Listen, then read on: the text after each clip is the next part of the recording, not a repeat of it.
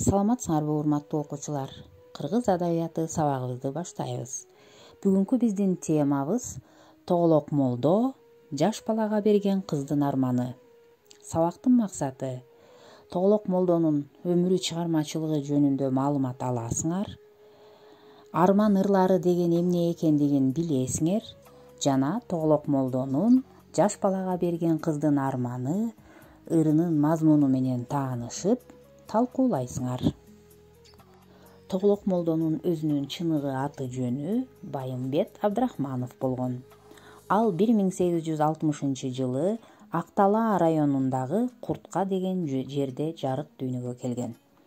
Атасынын бир тууганы Музооке өз учурунда кыргыз элине белгилүү акын, комузчу, чечен адам болуптур.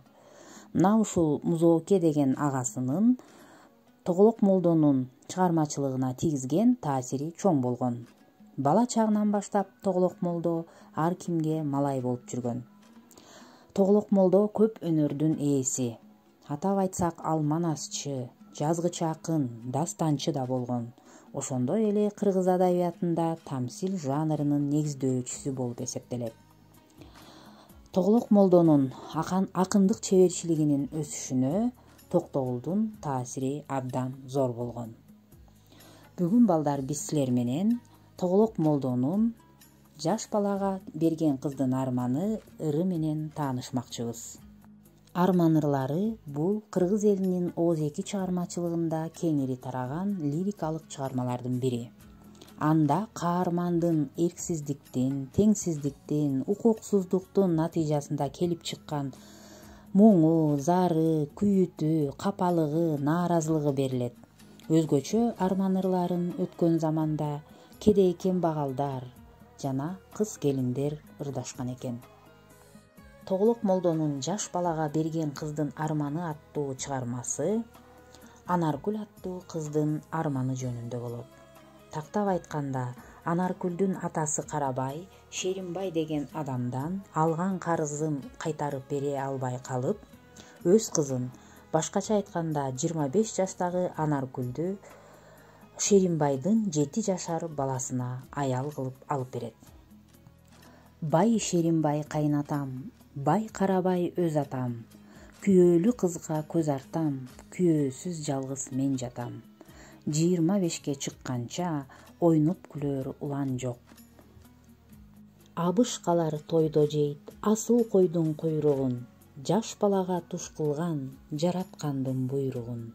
Чыгарманын башындагы бул ыр-саптарында Анаркүлдүн атасына болгон нааразылыгы жөнүндө айтылып жатат.